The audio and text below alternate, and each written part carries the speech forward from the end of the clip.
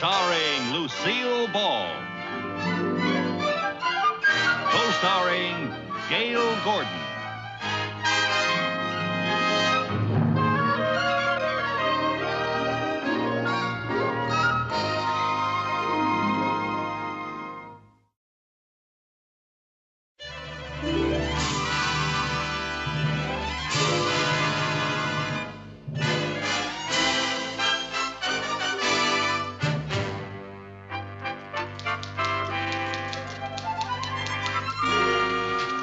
Carmichael? Yes, sir? These reports have to be typed and these filed right away. But, Mr. Mooney, it's 6:30 already. Well, thank you, Mrs. Carmichael. I still know how to tell the time. But all this work will take me at least 2 hours. Will I get paid time and a half for overtime? No, you won't get paid anything. But that's not fair. I'll be working later than anybody else. You got here later than anybody else. I had a good excuse for being late this morning. Good, yes. Believable, no. I'm sorry, Mr. Mooney, for being late, but the smog was so thick I couldn't find the bus. I couldn't. No, get to work, please. Yes, sir. Working overtime for no money. Nobody appreciates anything around here. Oh, yes, they do. Only this morning, I called our president, Mr. Cheever, and I told him that my chair was worn out, and he told me that I would get a new chair. Yes, indeed. They reward people around here who use their heads. Then how come your chair wore out in the seat?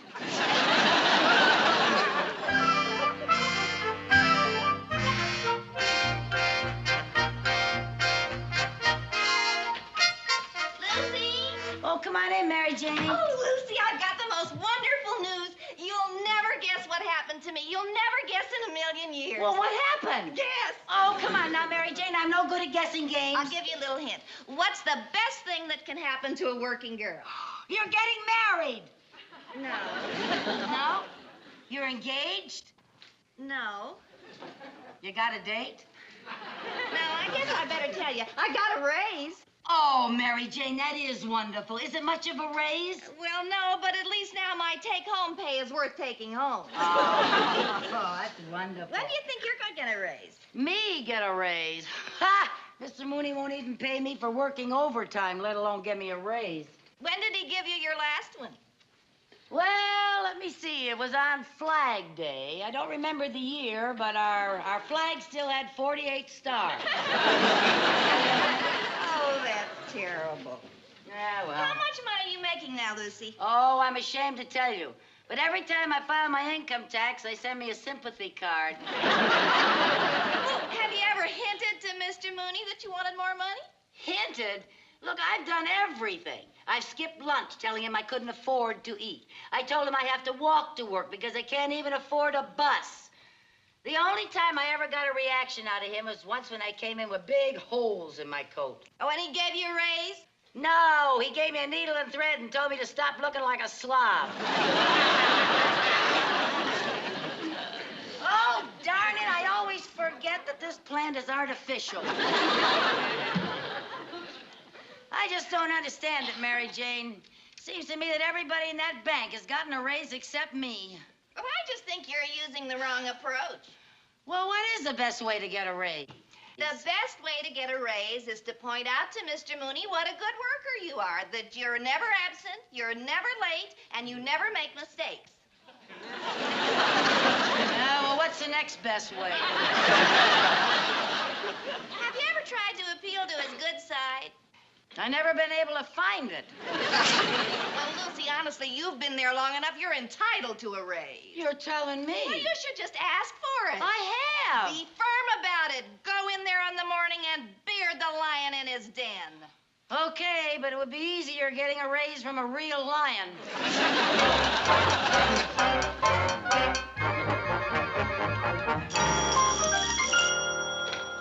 Mooney speaking.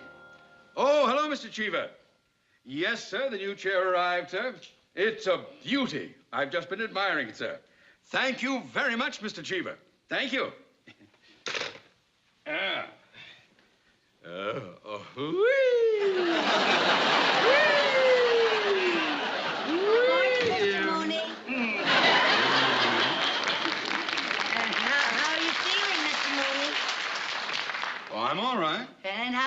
Mooney feeling?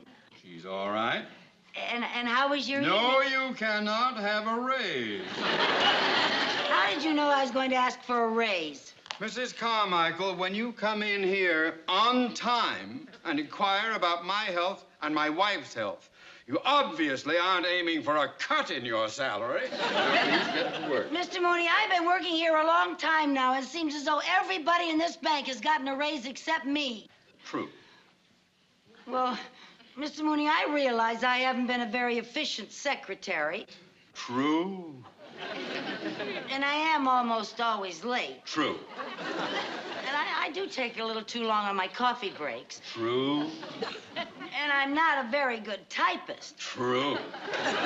But, Mr. Mooney, you're not going to give me a raise, are you? True.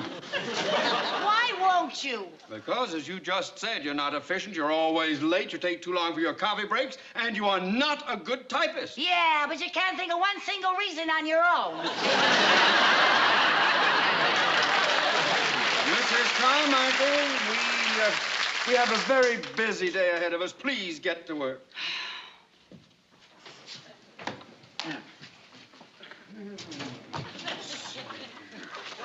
Mr. Mooney, What now? I think you are taking a very unappreciative attitude after all I've done for this bank. Just what have you done for this bank? Well, in what condition was this bank before I came to work for it? It was the third largest financial institution in the city with assets of $300 million and 31 branches. And what condition is it in now? It is the third largest financial institution in the city with assets of $300 million and 31 branches. You see, I haven't heard it one bit.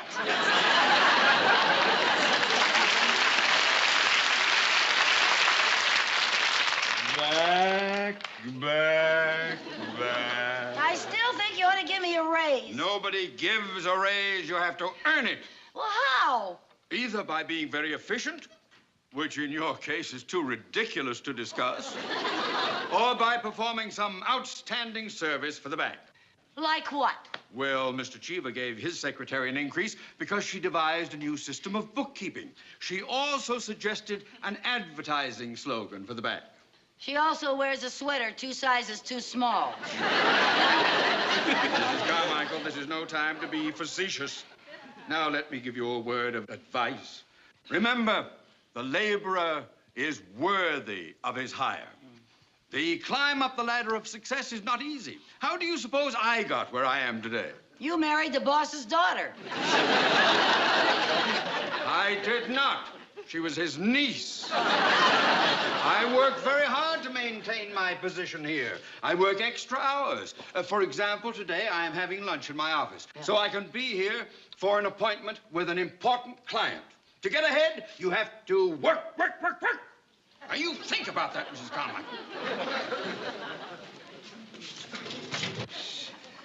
Mr. Mooney, What? I'm going to take 10 more minutes on my coffee break and just think about that. You are impossible.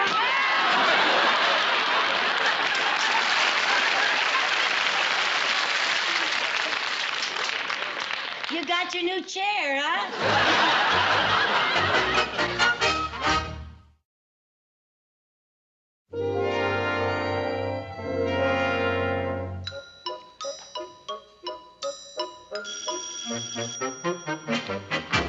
Mooney speaking.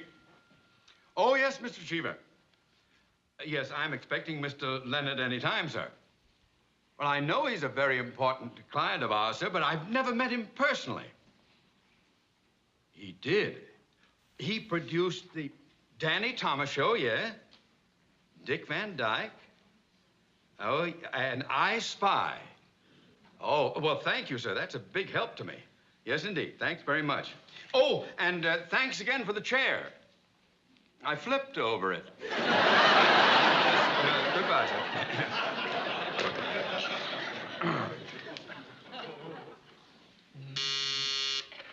Yes? Mr. Sheldon Leonard is here to see you, sir. I'm expecting him. Send him in, please.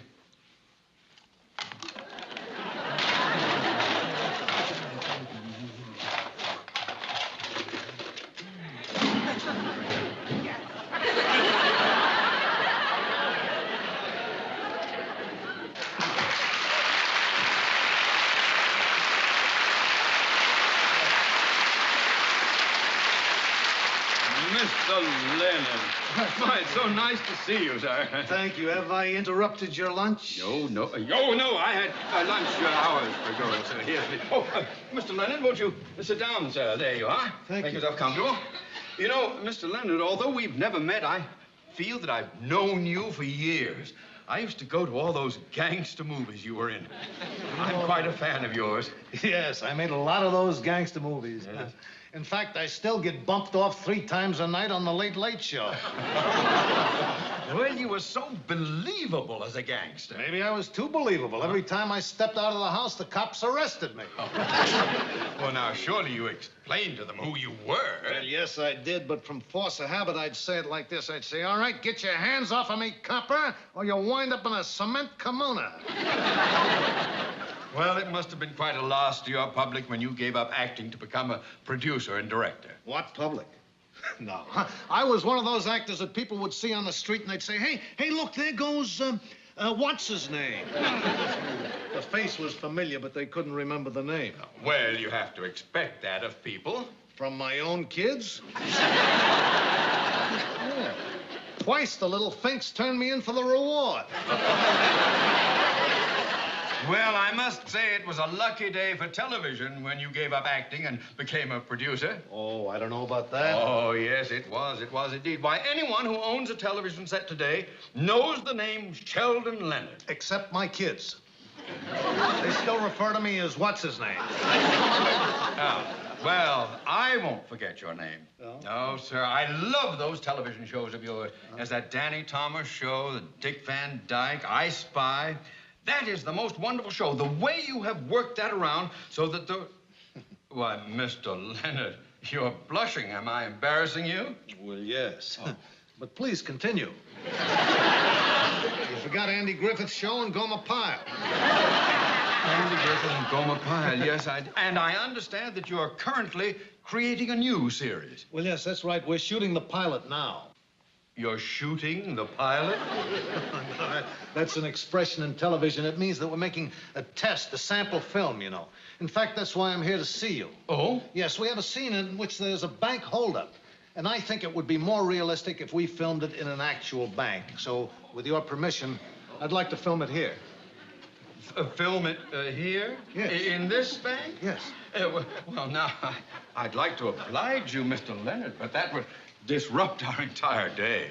Well, I don't intend doing it during your business hours. No, we'll film it at night after the bank is closed. Well, it's unprecedented and against all regulation. We're bonded and fully insured. Well, I'm afraid not. It's quite out of the question.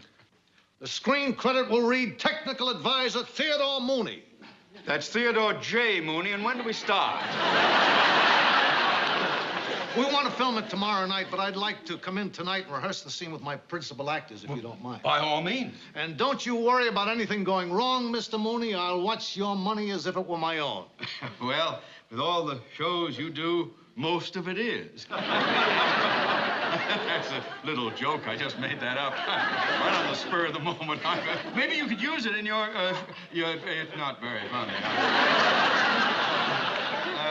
Is there anything else I can do for you, sir? Well, I would like to familiarize myself with the layout of the bank here. In the words of the trade, I'd like to case the joint. Oh, case the joint. By all means, help yourself. Make yourself at home. Oh, I tried to give you a key, Mr. Leonard. Yes. Yeah. Now, here's the key to the front door of the bank, so you can use that tonight. Ah, thank you. You're welcome. Thanks very much. A great pleasure meeting you.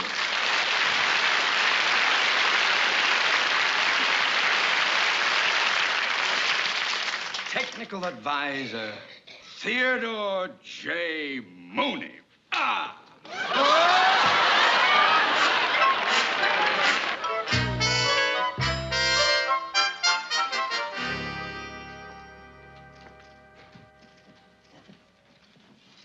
Uh-oh. The bank's kind of busy. Give me your check, Mary Jane. I'll have it cashed for you so you won't have to wait in line. Okay, thanks. Would you like the bills in any particular denomination? Well, I'd like it in tens, but it's only for $5. This'll only take a minute. Maggie, when you get a chance. What's the matter? Shh. What's the matter? Shh. The bank is going to be held up. Hold up. How do you know? That man behind us is a gangster. A gangster? Yeah, look. No, don't look. I don't want him to get suspicious. Now you can look. Don't look so long. Lucy, how do you know he's a gangster? Shh, because I recognize his face. Just look at him. Don't look. Well, are you sure he's a gangster? Of course I'm sure. Why, he's probably one of the 10 most wanted crooks in the whole country. Doesn't he look like a crook to you? Don't look. You know something? I think I saw his picture in the post office. Boy, he's got a criminal face if I ever saw one. Look, those beady eyes, that thin, cruel lips, and that low-slung forehead. And look at that receding chin. He hasn't got a receding chin. Shh. He probably had a chin job. We better call the police. Hey, we can't call the police. He hasn't done anything yet. I'm going over and see if I can hear what he's saying.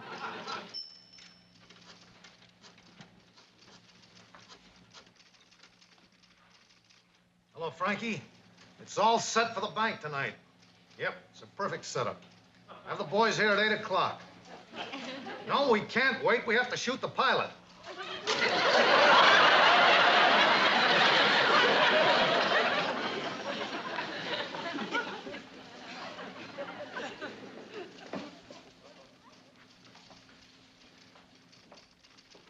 I was right. He is going to rob the bank tonight. Not only that, he's going to make his escape in a stolen airplane. How do you know? He just said he was going to shoot the pilot. Let's call the police. No, now, wait a minute. We don't have any evidence. Well, you said he was going to rob the bank tonight. Yeah. And I'm going to be right here when he does. Lucy, you're crazy. No, I'm not. The minute he starts robbing this bank, I'm going to catch him red-handed. You better tell Mr. Mooney. I will not. There's probably a reward out for that crook. Mr. Mooney's the type who would keep it. Besides, this is my chance to do something for the bank so I can earn my raise. There's got to be an easier way to get a raise. Well, there is, but I'm not the type to wear a sweater 2 sizes too small. Now, listen. This is what we're gonna do. We? Yes, we. Now, listen.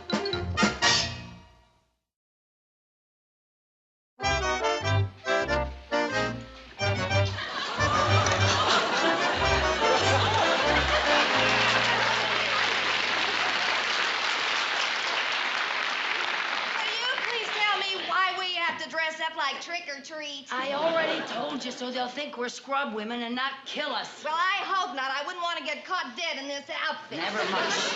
Hey, Charlie, you wait for the car. Go.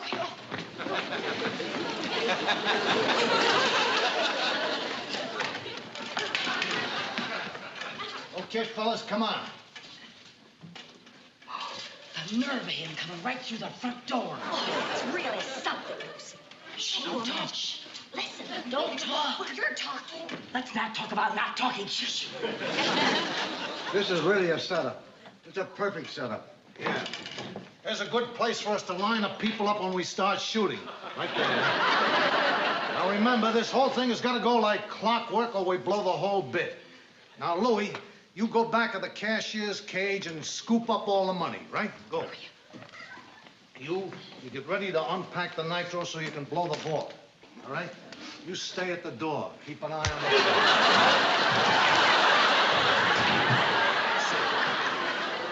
We can... Louie. Hey, Louie. Now, where did he get to? What's the matter, boss? Louie disappeared. Go get him, will you? You bet. Now, I want you to remember that you got to keep an eye on this door all the time. You can shoot through here, too. You should shoot him right through there. That's pretty good. Harry. Hey, Harry. Harry, Louie. Where did they get to? Everybody is disappearing here. Go find them, will you? Okay, I'll get him. Bring him out. I got to talk to him.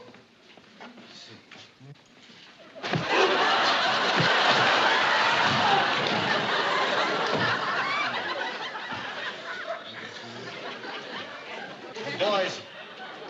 Louie. Harry, Pete, somebody. Where did everybody get to?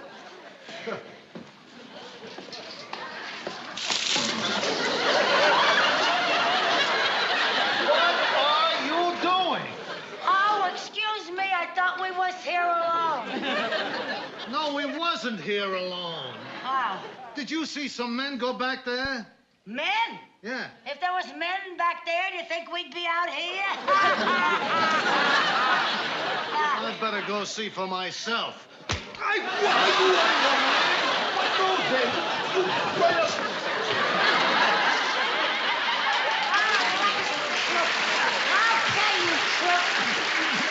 Hold him now. I got him. Now, don't you move or we'll let you have it. What are you talking You're about? gonna rob this bank, you dirty crook. I am not robbing anything. I'm going to shoot a pilot.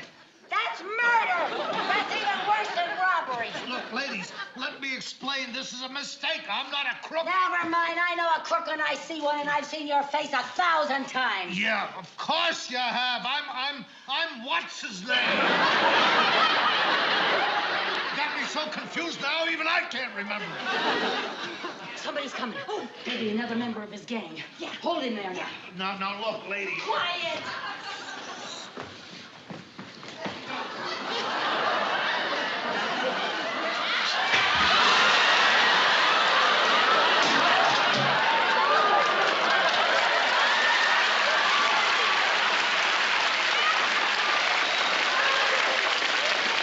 He's holding up his own bank.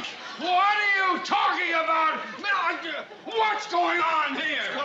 Mr. Mooney, he was robbing your bank. Oh, he's not doing anything of He's the a kind. big crook, boy. Get your hands We off. got him. Come on, get your hands off here. You don't know what you're talking about. Oh, I don't know what you're talking He's about. got a whole bunch of men here. Oh, He was be robbing quiet. the bank. Oh, You're making a big mistake. You're making a mistake.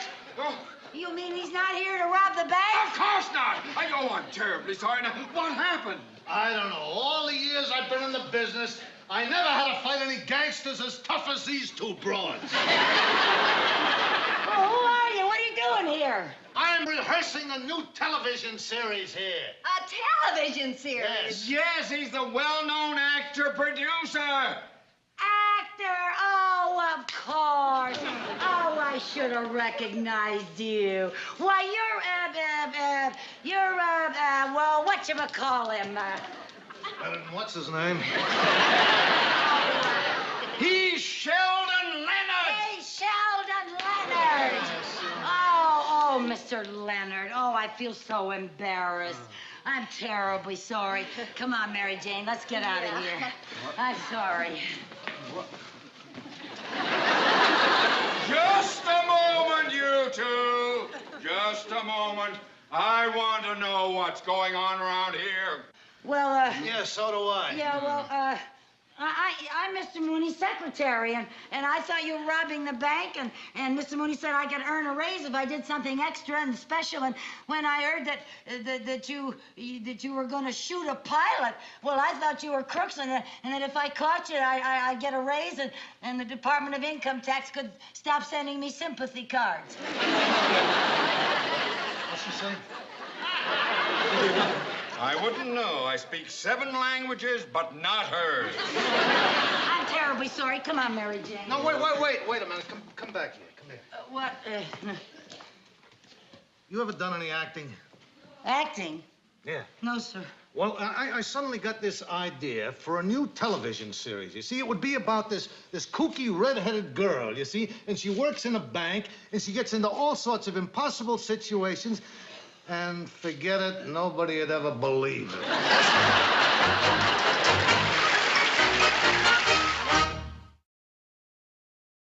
The Lucy Show.